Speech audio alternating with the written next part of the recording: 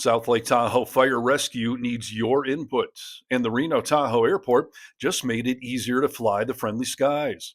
I'm Steve Harness, and this is a Tahoe Mountain Media local news update. So, CAL FIRE just released their Fire Hazard Severity Zone map, and South Lake Tahoe Fire Rescue needs your 2 cents on it. They need input from residents and anyone with a vested interest to review the information. The city of South Lake Tahoe is mandated to facilitate public access to the proposed map and to host a public comment period.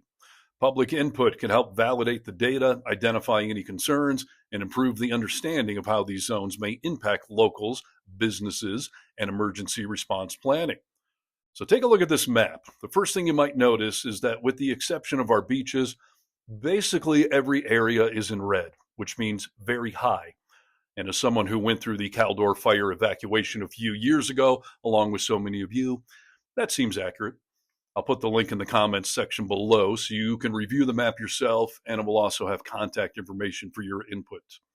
And speaking of getting out of town, the Reno Tahoe International Airport is now accepting parking reservations, which is a bigger deal than you might think.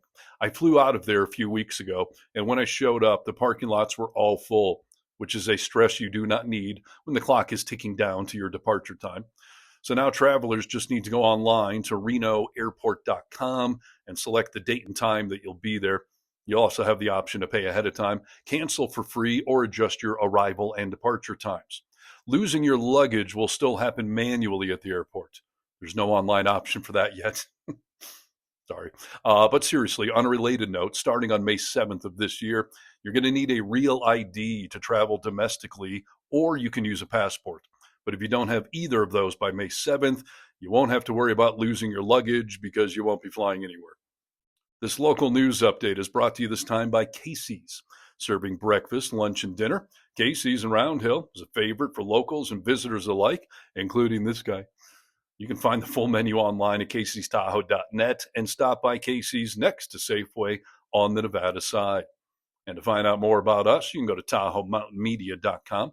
Make sure you're following our page here so you see all of our updates. For TMM, I'm Steve Harness.